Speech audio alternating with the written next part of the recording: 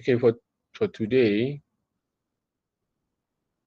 so the topic is budgeting techniques in public sector.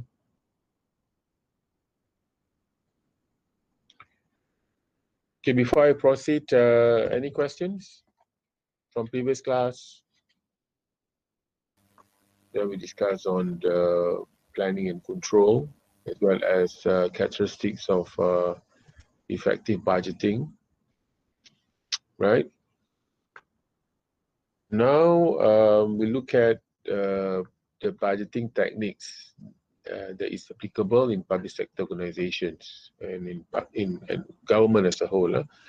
So basically, when we discuss this, the budgeting techniques is on budget preparation, okay, as well as the structure of the budgets, how the budgets been distributed to all government agencies. Of course, I mean the funding process, okay, somehow been influenced with the techniques, right? And try to understand, because it's very important. And sometimes it will enable you to understand what's happening in your government.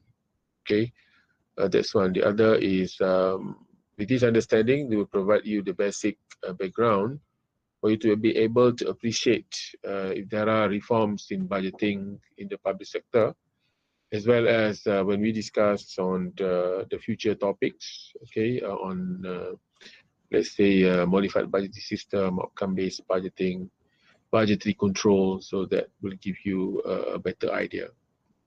Okay, how these techniques are being applied and in what way. Because we are talking about not only the techniques in terms of concept, but how it is applied, and then what happened in practice as well. Okay. Right, preliminary questions. How to improve funding process for public services. Okay, at this point, you should have understood how important budget allocation is for government organizations. Okay, because that is their main source of finance, right? So when this question is posed, it's basically if government organizations they don't receive enough funding, okay, that will impair their performance. Or if they receive the funds late, okay, there's a slow process of distribution, that can also will impair their performance. Second question, how to reduce government budget deficit? Okay, of course, okay, I think we can discuss this question with the third question, is balanced budget practical? I think I discussed this in the previous class as well, right? The budget deficit, and some of the groups also, I mean, I selected this topic as your for your assignments. Okay, it can be, okay, so the idea of to reduce budget. Sometimes, it's always the government agenda to reduce the budget deficit. Even in the case of national government, before the COVID, okay, that is their strategic plan to reduce budget deficit. Because in other words, reducing budget deficits will also means reducing the level of government debts, right? And government debts need to be need to be manageable, because it will affect future capabilities of the government in terms of providing the services. So is balanced budget practical? Okay, of course it's related to, that's why, a country as a whole is an economy. It's just like a company, they have to be productive, they have to be efficient, okay, as a whole country work together to be productive, because at the end, the government need to generate enough funding to provide good services. Of course, I mean, services can be provided by the market, okay, through market competitions, it will achieve efficiency. But at the same time, government need to provide services. But practically, at this point, I think across the globe, the role of government has never been diminished. Okay, sometimes becoming more important. So that's why it is now. of course, previously there was an idea of do we need government in terms of providing all the services, all the demands by all the needs of the people. Okay, but when you look at the contemporary, what's happening now, okay, because I think globally, so many crises happened, either through natural calamities as well as economic crisis. Then you can see the role of government is becoming more important, and how they invest and how they spend their money in which sectors becoming critical. Okay, and thirdly, effectiveness of planning process, right? Of course, I mean, to be able to spend properly, good value for money, right? So planning is important. I think if you understood the planning process, because when it goes to executions, then they can only spend what has been approved. Okay. So the planning should it be research or purely intuition based proposals?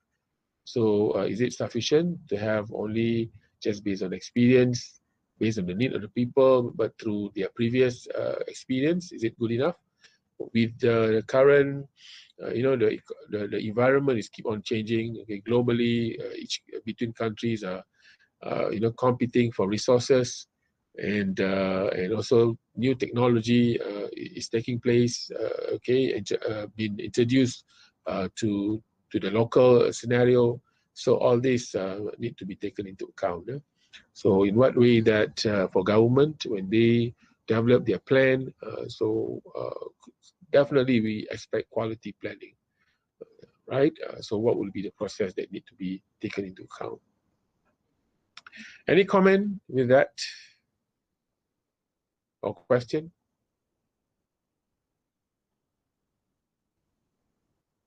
Am I talking to myself only?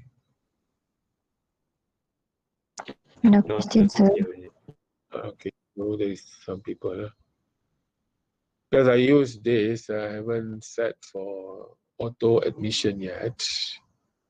Because it's under Microsoft Edge. Right, let me continue.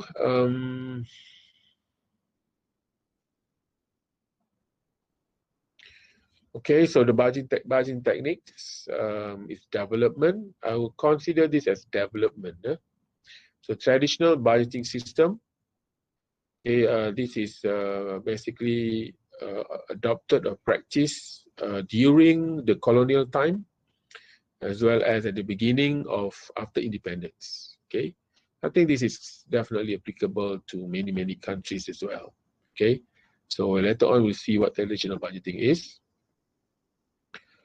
Okay, then is move on to zero-based budgeting. This one is global scenario. Okay, for the first three, zero-based budgeting. Okay, I think I include this as well in the discussion because of the concepts, the ideas is very good. Okay, but we'll discuss later. And then planning, programming, budgeting system. Okay, so that's why if you look at here, planning is there, programming. These are the term used, okay, when we talk about programming as part of budgeting techniques, and in the process of budget preparation as well as how to distribute the budget allocations. So it takes on the programming process. Okay, they call it PPBS. Okay, this is introduced, if I'm not mistaken, by international bodies. And then in the US, then adopted across the globe, including Malaysia. Okay, and then later on towards 1980s, 90s, okay, and until now, okay, for Malaysian scenario, we move on to MBS, modified budgeting systems, and the latest is outcome-based budgeting. So if you look at the bottom there, from input-oriented to output-oriented, okay. And then with outcome-based budgeting, okay, the government tried to push further the level of accountability towards outputs, outcome, as well as impact. Okay, so in other words, if we scale this into in the context of accountability level, so you can see that lately the latest is they try to move towards the highest accountability in terms of results. instead of just input-based accountability, right? So because the information is being disclosed to the public, but maybe the issue is the quality of the disclosure, okay, still can be need improvement, right? So when I say development, in other words, all these techniques are still in place even today. Of course, from traditional to zero-based planning, programming, okay, the legacy or the attributes of these techniques are still being practiced till today, somehow, to a certain extent, okay? Right, first is traditional budgeting systems. We call it input-oriented. Prior to 1969, I think 1969 was the benchmark before Malaysia moved to program-based budgeting, also known as line item budgeting. Okay, so line item means if you look at the bottom there, there is basically accounts code, or we call it budget code. In Malaysia, they call it objects of expenditures, general objects. So within these are the general objects item. The 10,000 is general objects, and then 11, 12, 13 is the sub-objects. These are the terms used in the budget. Okay, so 10,000 related to emoluments. So these are line item, okay, line item. So the budget is provided based on line item, okay. So how much is for emolument, how much is for supplies, how much is for assets, okay, based on the, so every year the budget is provided based on line items. So that's what it's mean. Okay, then we move on.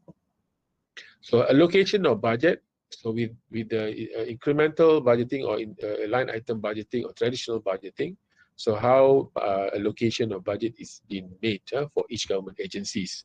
So there are two levels there. One is extrapolation based on past year spending, based on past spending. I think past spending is quite easy because it's basically a reflection of the previous year level of activities. Okay, so if you look at let's say this university, yeah. So whatever the existing programs, what programs in terms of at the kuliah level as well as at all the central bodies level, the deputy rectors, okay, library, stat, and all that. So prior year spending is basically something that is very concrete, okay, because based on past year level of activities, capacity of the organizations. Because at the end you talk about how many staff, okay, supplies being utilized, okay, and utilities, right? So that is extrapolation. Okay, it's been audited as well. Okay, so very concrete in terms of the level of allocation. Secondly, incremental budgeting. Adding allocation for inflation effect of environments, increase in salary, one-off expenditure, and new programs or projects. Okay, all these terms get yourself to be too familiar with them. Okay, so the effect of inflation, effect of environments. Okay, environment is used, okay, a term used in the budget. It means that transfer between objects, okay, budget, object of expenditures, as well as between programs or activities. Increase in salary, I think is quite expected because annually government servant, their salary increment is quite permanent. It's quite fixed. So every year they receive increments. Only towards the end nowadays, of course, the increment is not automatic. It's based on performance. Okay, they must meet minimum performance before they are eligible for increments. But nevertheless, the increment is fixed from one year to another. So you need to be budgeted for. And one-off expenditures is one-off item. Okay, for instance, like possibly they want to buy new equipments. Okay, maybe in that year they have a celebration. Okay, for their special occasion. So they're in need of extra funding, and then they call it one-off expenditure. It's not recurring in nature. As well as new programs or projects. So if they introduce new activity, Okay, new services. Generally, when you talk about new programs in organizations, public sector is a new services. In the case of our university, it can be new faculty. Okay, new programs. Let's say we introduce new degree programs. Then definitely we require lecturers, expertise, and others. So that it needs additional budget, right? But it's recurring in nature. Okay, so that's the basis of allocation, based on extrapolation as well as incremental. So you can see this example. So in 2014, okay, so that based on past year spending, and for the budget for 2015, okay, not only based on the past year spending, but there is increments, okay, based on what we have discussed just now. So that's traditional budgeting, right? Pretty much the main benchmark is the past year spending. Okay, past year spending means the existing services, okay? The existing services provided by the organizations. Okay, if it is defense, if it is healthcare, okay. So past year spending reflecting existing activities. Advantages of traditional ways, simplifying budgeting process, okay, because you must understand budget is provided, prepared by the government agencies working together with the treasury, and then the treasury have to pre-approve, okay, for the budget before it will be tabled to the parliament, okay. So the negotiation process between the treasury and the agencies. Okay, so every budget proposal will be vetted by the treasury. So then there will be questioning. Okay, but if it is based on past year spending, it's quite clear. Okay, once it's been spent and it's very clearly, basically it's been vetted, it's been approved before. So it's a matter of continuing the activities. So it will reduce the negotiation process, the discussion process. So in that manner, it simplifies budgeting process. Okay, and speed up budget assessment and evaluation. So then, because of that, so the focus of negotiations and discussions more on focusing on new activities, okay, new programs. Right, incremental budgeting narrow down the area open to dispute, reduce conflict, consistent with argument, that changes should take place gradually. Okay. Limitations, strategic goals of organization may not be achieved because traditional focus on object of expenditures rather than the program activities or objective organizations. Okay, so in other words, the existing activities are assumed to be relevant in the future.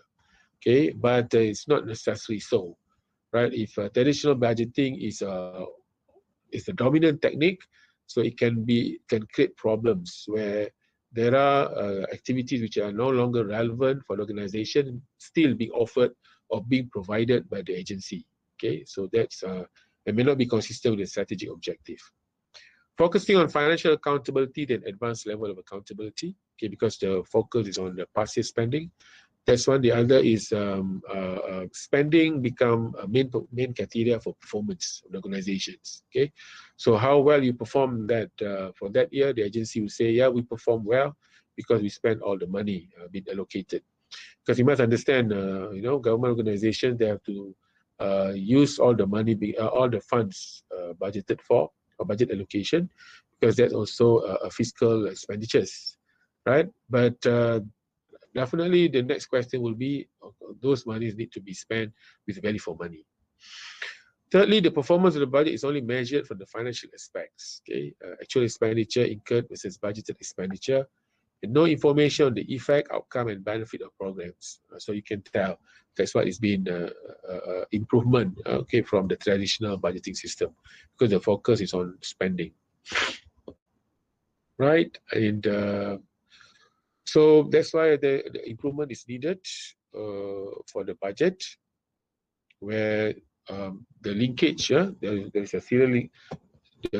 Because if you talk about efficiency and effectiveness, then the outputs and the inputs need to be clearly linked. Okay, then that kind of assessment, high level of performance can be assessed. Okay, now we move on to zero-based budgeting.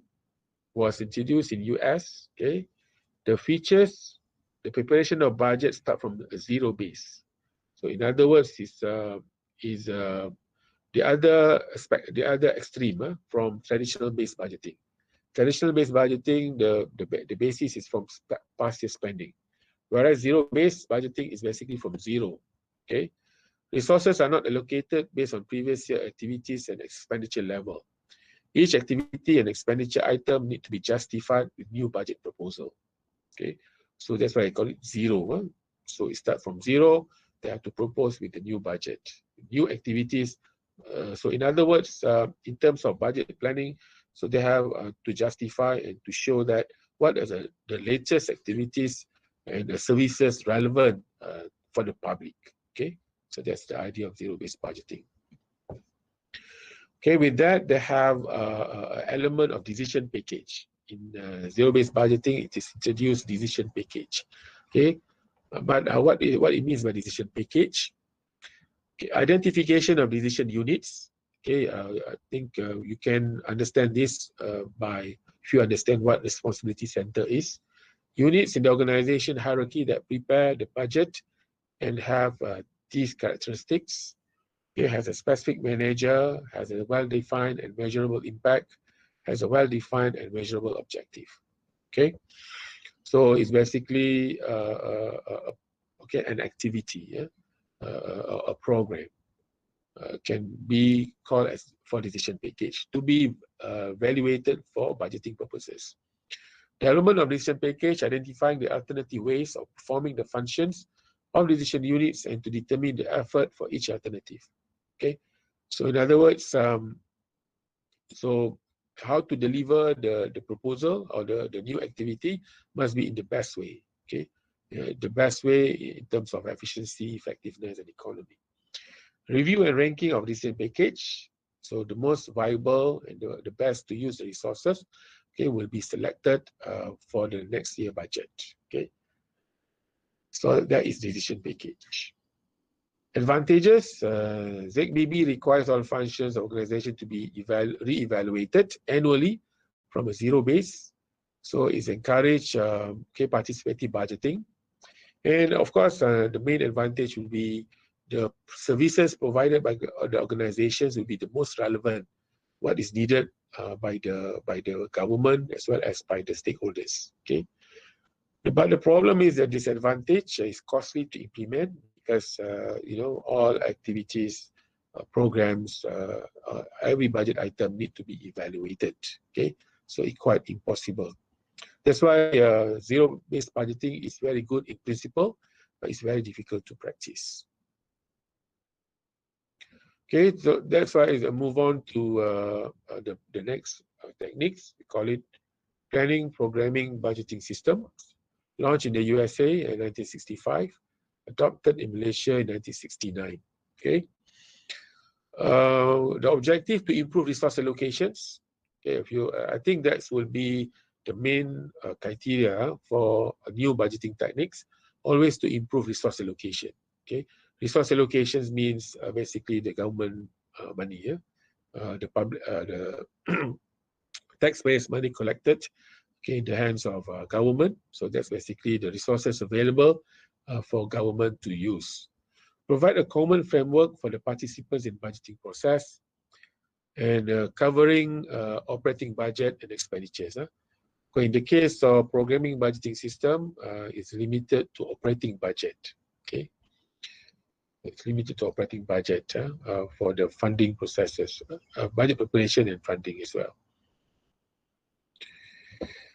Okay, the planning, identifying the objective, and then with that, there is a programming, okay, for each program. Planning also can refer to government policies at the top level. Budget preparation, okay, and then program evaluation. So budget preparation is annually, okay, the government agencies have to prepare budget, and then at the treasury will be combined. And before be proposed and deliberated at the government level, at the treasury level, okay, and before be proposed to the parliament. And then at the end, there is also program evaluation. Okay, as compared to the zero-based budgeting, the evaluation is done annually Whereas in the program-based, okay, because of the practicality, okay, it is the need for evaluation or to appraise program and activities to evaluate, to make sure that all programs and activities are still relevant to the public, to the stakeholders or the target customers. So that is being done occasionally. Okay, I think the term used is once in every 5 years. Right, the planning stage, identifying objective. Okay, I think this is very similar to strategic planning. Right, and then okay, so provide framework to avoid duplication of services. Okay, because duplications can be redundant across government. Okay, this can also signaling wastage, where similar services provided by different agencies, but for the same target groups. Okay. Programming. Okay, programming is very similar to a decision package just now in zero-based budgeting. Involve the selection of best feasible alternative for the program to achieve the desired objective, okay, of the government. So I mean, if you look at government objective, okay, it can be for education, it can be for healthcare, it can be for defense, it can be for science and technology, okay, it can be for environment, okay, it can be for local government, development of the rural areas, the urban development, okay, so many dimensions. Right, a program is a combination of resources with the specified objectives. So the example given, road and bridges program in Ministry of Public Works, right? So that these are transportations and road networks. Okay, so I think road network is very important for development. I think if you look at Malaysian case, so massive development happened when the North-South Highway was developed and completed. I think during 1980s. Okay, so basically the direct link between the North Penang area, okay, Kedah, and then to the south, including Johor and Singapore, right? So the mobility of the people enhanced, and towards that, if you can see, the economic growth happened in 1980s, in 90s is exemplary. Okay, we never have that level of economic growth till today. Okay, so significant economic growth. Okay, can be in the 2 digits as well as a near 10th level of growth. Okay. Program structure, the process of breaking up program into distinct activities and sub-activities which contribute to the achievement of objectives. Okay. So in this example given, maintenance services as sub-program or sub-activity. Okay, so with the programming, once the program being approved by the Treasury and by the government, so the program will be given a budget allocation. Okay, so that is what is clear. So in other words, a program is an agency. Yeah? So what was translated is with the programming, a program become an agency, an organization. Okay, so the last stage of program-based budgeting is evaluation, assessment of the relevance, results, and programs. Okay, to review the relevance of activities against the objective. Okay, outdated activities should be considered for revision. Okay, in other words, it can be revised, it can be eliminated as well. If the activity is no longer relevant, so it will be stopped. Okay, you can use, for instance, like in terms of communication technology. Yeah. So there is advance in the technology. Definitely, the old technology need to be terminated. Even if you look at, I think nowadays can be a good example where the need of technology in education, right? So more investment need to be made in the new technology, as opposed to new old ways of providing the education. So these are some something that we can understand. But the problem is with these outdated activities, it's not easy to be eliminated. Okay, so that's why an agency, okay, in terms of concepts, an agency as a program can be stopped or can be eliminated or terminated. But in practice, hardly you can see this. So most of the time, the agency will be transformed either still within the public sector sphere, or it will be privatized. Okay, because politically it's not correct to stop or to dissolve an agency, because it involves employment as well. So most of the time it will be transformed into either privatization, or it will be restructuring, okay, to different organizations. You can see another example is the Malaysian Airlines. How difficult it is. Of course, it's not making profits, but to close it is very difficult. Okay, so changes from one change, one reform to another changes to another restructuring, but still Malaysian Airlines is still there. Okay, I mean something that for you to understand. Advantage of program. Sorry, yes. All right, I think just continue. Okay, advantage of program-based budgeting: promote clear lines of responsibility. Okay, thus enhancing accountability. So with programs, so each program have its manager, right?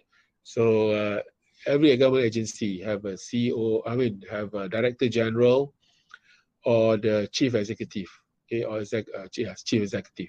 Because for statutory bodies, okay, they can either use CEO or a chief executive or executive director, okay.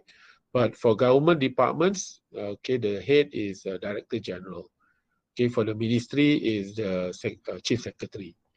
So, but the programming, so every program, so it promote clear lines of responsibility. It's very important. Clear lines of responsibility. Thus, you can provide clear lines of reporting. Okay, so with the program-based budgeting. Promote efficiency and effectiveness of use of resources among public sector managers. Okay, so they are being entrusted with budget allocation, and with the by right, if you talk about KPIs, okay, key performance indicators, even at the programming, okay, they start talking about performance beyond spending, beyond expenditures. Okay, more towards efficiency and effectiveness of the public services. Okay. But the challenges is for the development of the relevant KPIs. Provide better planning and control mechanism, okay, for the government organizations. Right, if you look at this, provide a systematic method of performance evaluation. Okay, so a program can become a management tool for the managers, as well as assist public sector organizations in setting the priorities. So because with the program, of course, at the beginning, okay, and then there is a program evaluation. You can always to make sure that the most important. That's one. And in developing the budget, okay, so they must always consider the best way, the best alternative. Okay, so you can see that the principles in zero-based budgeting is also exist in program-based budgeting. Nevertheless, it suffers problems. Okay, budget is used as an allocation tool rather than as management tool. Okay, so of course, as a program, with the program, it becomes a budget allocation tool. But remember, definitely the other features of the program-based budgeting are cannot be used by the managers. Possibly because of the information system. The information system did not support the program-based budgeting, including the reporting systems.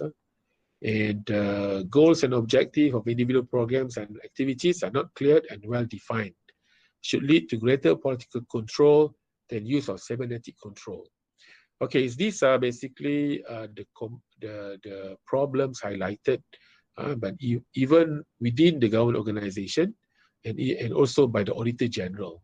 Okay, during that time, doing the program-based budgeting, they consider that the goals and objectives of the program or organizations not well defined. Okay, should lead to greater political control. So political influence can play a significant role. Then use cybernetic control. Cybernetic here means if you have performance target, okay, so use all the resources to achieve the performance target. Okay, just like systematic control is very similar to companies. When there is profit target, so they use all the resources to achieve the profit target. Okay, so if there is, I mean, because in the case of private sector, profit target is clearly defined. Okay, so what will be the profit target for that year? Okay, with the ROI, with the expectation returns of 5%. Okay, and generally for companies, they have to have a budget. With the budget, they have clear profit targets. Then you can see the managers, the CEO, they focus on to achieve those profit targets. And for listed companies, become very clear. They miss the profit targets, the earnings per share or the return on investment, so the market will penalize them, right? But these mechanisms are not there for the government organizations, right? So that's why they need a similar mechanism so that control can be done either within the organization as well as the role of parent ministry and the treasury to make sure that they achieve the objective. Okay, nevertheless, political control it can be very good. Okay, if that will help the organizations to improve their services to the public or to the target groups. Okay, and particularly for the member of parliaments or the state assembly members, if they can contribute and work together with the government agencies to help so that the relevant services be provided at their constituencies. Then the role of political influence is very, very useful. Okay, and okay, I think we discussed on that matter.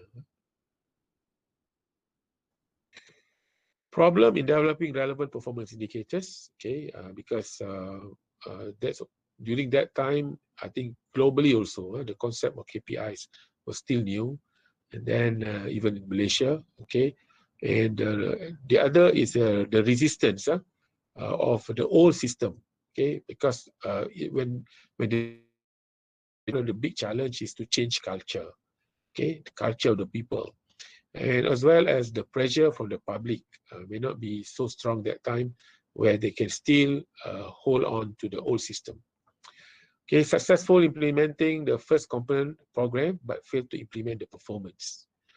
Resistance to change led to continuation of simplicity of incremental budgeting, resulting to a mixture of budget preparation approaches, okay, between program-based and incremental budgeting. Okay, so there's a lot of repercussions when that happened in terms of budgeting system.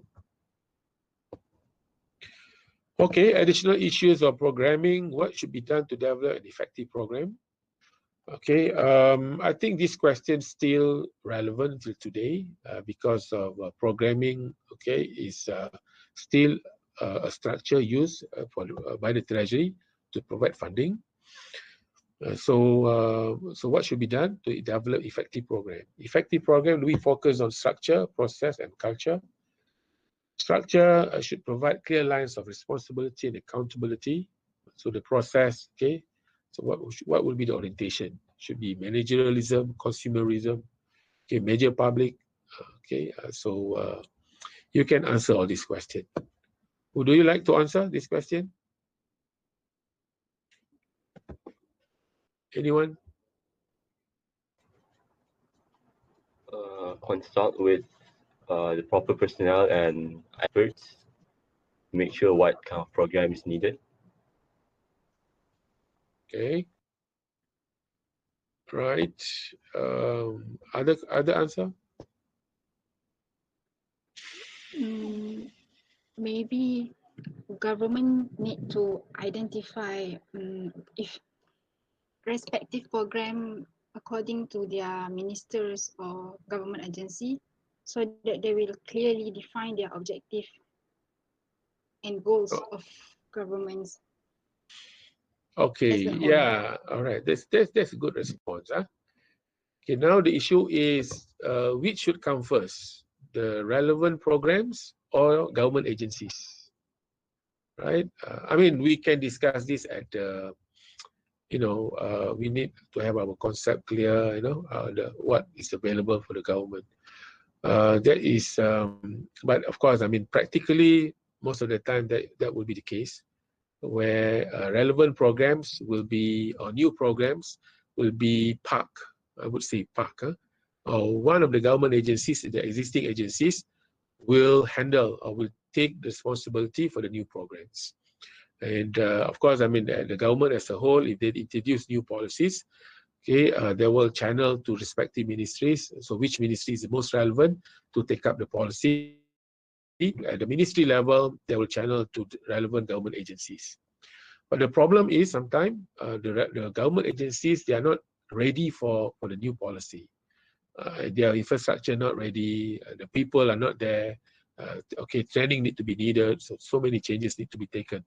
Rather than introducing a new agency, okay, but sometimes in terms of concept, it's very easy to say, okay, introducing new competencies. If you look at new technology, but of course, pretty much that's why the use of if you look at this, that's why government have to work with the private sector, okay, to develop the economy. The government alone is not sufficient, okay, because it's very huge organizations. But at the same time, I think what we learn in accounting, right, with the new technology, with the new business environment, we have to be agile. We have to be able to accommodate, flexible enough to accommodate the changes. So these also need to be introduced to the government settings. And okay, in the future, you can become advisor for governments, or even becoming government accountants. So you need to bring all this understanding, okay, into the government settings. But of course, I mean, at the same time, they have a certain level of, I mean, limitations need to be recognized. Okay. Of course, the idea is effective program here is to introduce what is most relevant to the public. So that because you are talking about limited resources, you don't want like the legacy activities because of it's no longer relevant, but still continued by the government agencies to provide them, okay, for certain reason. Okay, last comment.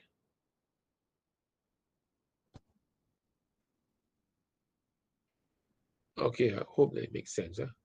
Right, I think let me finish the lecture first. I think one more slide to conclude. Okay, additional issues in public finance. Okay, there was a mechanism introduced, if you're not mistaken, by the World Bank. They call it fiscal control. Okay, to control budget deficit. So to a certain extent, to control budget deficit, the government introduced budget ceiling. Okay, the total budget ceiling. So it means that, okay, for certain programs, as the maximum they can spend, okay, for a certain amount of budget. Okay, so the government provide the cap already, how much they can spend. So that's the way to rather than, you know, every government agency just propose their budget and without considering the limit that is available, or the resources that is available, the potential resources that can be collected by the Treasury. Okay, budget deficit financed by loans, internal and external borrowings may push up costs of borrowings in the financial market. Okay, cut down private investment. Okay, so that also can be a potential problem when huge budget deficit by the government. But can government go bankrupt?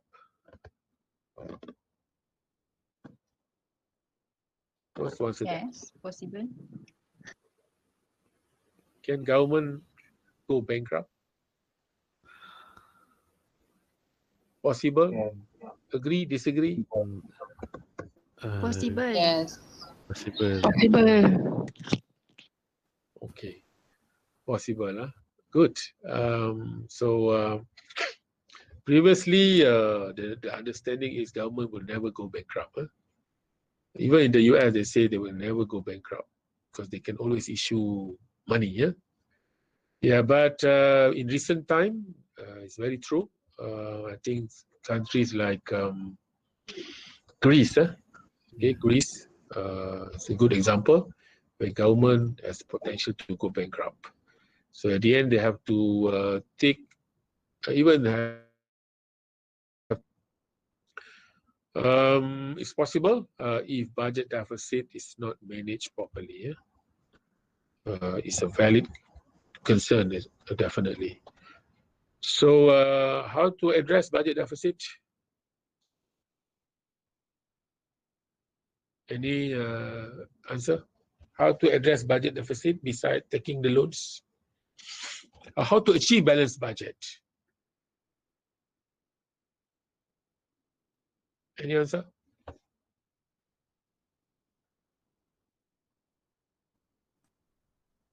Maybe increase taxes. Increase the tax. Okay, increase tax is definitely an option. Reduce the expenditure. Cut government spending. Cut government funding. Spending. Okay, yes, possible. How to reduce budget deficit or achieving balanced budget? Okay, maybe I add more scenarios, but you must remember, okay, new service need to be provided. The demand of the people are increasing, their expectations are increasing.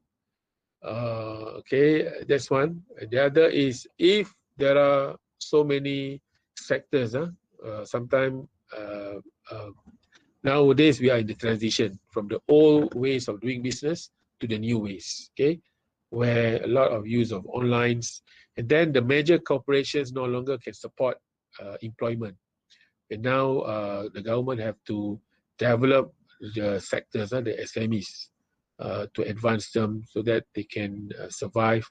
Not only survive, but they can develop further. Okay, so within that scenario, at the same time, the level of debt is very high. Okay, so these are open question, but still we can debate and we can discuss further how to achieve this. Okay, any last remark? Sir. Yes. Sir, is it possible for a government to go profit-based goals? It's possible. As we speak, definitely government, how they do that is basically through privatization. So government activities can be provided through market mechanism, so they will they will privatize. So if you look at TNB, okay, Tenaga National, if you look at telecom, all these are public utilities. Okay, they are profit based, but the issue is, of course, they are GLC. Previously, there are so many attempts to revive them or to improve them, and there are some issues, okay, that still need to be resolved. For instance, their fixed costs, okay, because of their suppliers network, there was an issue, need to be resolved. Once I think that all open for competition, free competition, need to be resolved. Okay, no rent seeking, no profiteering. I think long term it can be resolved, but it's a big, massive changes need to be made. But yes, definitely government services, if they can be subjected to market, definitely they can be under profit base. But the core services, okay, like education, like healthcare, even healthcare, I think that's why government, for those who can afford, they leave it to the market, market services. But those who cannot afford, they still maintain in the, most government hospitals are basically for all. For education even, but you can see, but in Malaysia, in terms of content, quality education still in the hands of public institutions. Okay, it's very difficult to maintain quality education unless they have enough resources for the private sector. But definitely, it is an option, and it is being practiced. Okay. And yeah, in that sense, that's why I think the role of private sector and public sector is very close. Okay, even private-public partnership is one of the government policy. Okay, right? Anyone? If not, then I will end this session. Huh? So with So one question, last question. more question, I'm more than happy. Yes. What question? So may I say, like, the ultimate, no, not that. Since government is not a profit-based goal, so may I say that the ultimate objective of a government is to avoid budget deficits instead of just serving public? Oh, okay.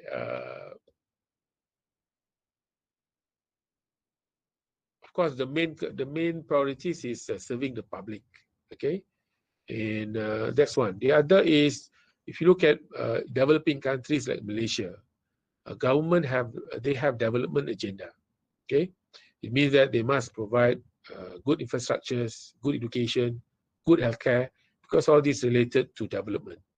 Okay, and then training, education, including human capital training with the right skills, upskillings, and then together with the infrastructures. So all these are needed for Malaysia to grow further, economic. But of course, now I think Malaysia is one of the countries where we are at the end of moving from developing countries to developed country. Okay, is Malaysia a developed country? No. No, No, Yes. Developing. they developing country. developing. It's a developing. Okay, but one of the they call it yeah, I mean, because we are leading in many countries in terms of developing countries. So one of the major or new industrialized countries. Okay, right. So that's why achieving balanced budget more towards to make sure that they don't spend, they can still manage their debts at a controllable level. I think that's the idea. Okay, that's why I think in any country, the government try to achieve balanced budget. It means that they can provide good services within whatever they can collect within. But if the country economically very prosperous, okay, and no wastage, if you look at China, so they have more resources, so it works hand in hand, right? If the economic sector is very productive, so people are basically generating good income, okay, they pay good tax, then all these are also that is a better option rather than Malaysia becoming a welfare state. So everything provided by the government. Okay, in other words, everybody must work harder. Not only government have to work harder, everybody, you and I, have to work harder. Inshallah, with Islam, more barakat, inshallah, for our country. Okay, am I answering your question? Yeah. No, So I'm just regarding the giving. budgeting, Yes. so regarding the budgeting techniques, how about MBS and OBB? Okay, we'll discuss Because for that discussion next. just up to PB. Yeah, we'll discuss in next topic. Okay, so that's for future topics. I think you understand these three because that will provide the platform for you to understand MBS and OBB. Okay, so why they are being structured in such manner, in such a way.